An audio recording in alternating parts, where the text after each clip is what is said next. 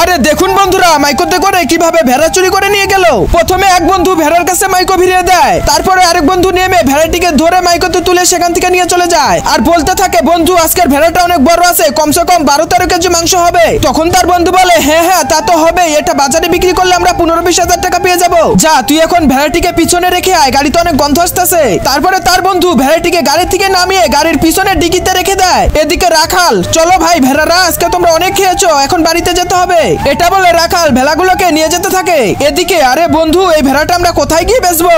আরে কালকেই তো হাতিয়ানদহ বাজারে হাট আছে, সেখানে গিয়ে বিক্রি করবো, একটা ভালো দাম পেয়ে যাবো। এদিকে রাখাল ভেড়া নিয়ে মালিকের বাড়িতে চলে আসে। মালিক, ভেড়া খাইয়ে নিয়ে এসেছি, সবগুলো গিয়ে বেঁধে রাখবো।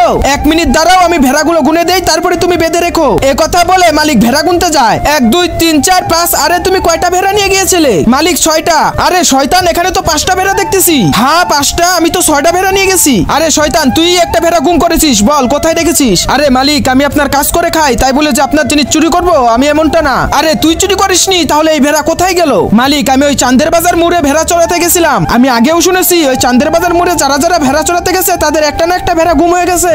দেখি তোর মুখের কথা কতটুকু সত্য। তুই কালকেই চাঁদের বাজার মোড়ে ভেড়া চড়াতে যাবি, আর তোর সাথে আমিও যাব, দেখবো আমার ভেড়া কিভাবে গুম হয়। পরের দিন আবার তারা দুই বন্ধু মাইকো নিয়ে ভেড়া চুরি করতে আসে আর বলে, কিরে বন্ধু আজকে তো ভেড়া দেখছি না। হ্যাঁ তাই তো, আজকে মনে হয় রাখাল ভেড়া নিয়ে আসেনি। এদিকে মালিক আর রাখাল লুকিয়ে লুকিয়ে সব দেখতে থাকে আর বলে, আরে মাইকো এসে এখানে দাঁড়ালো কেন?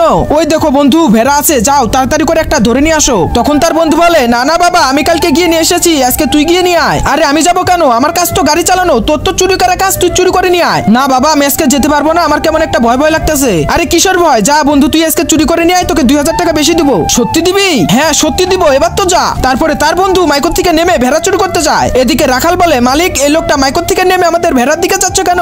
যা বুঝার আমি বুঝে গেছি, তুই আমার সাথে চল। এদিকে তার বন্ধু একটা ভেড়া ধরে কোলে নিতেই রাখাল আর মালিক সেখানে হাজির। তারপরে কি হলো তা দেখার জন্য অবশ্যই এই ভিডিওতে লাইক করে চ্যানেলটি সাবস্ক্রাইব করে কমেন্ট বক্সে পার্ট 2 লিখে যাবেন।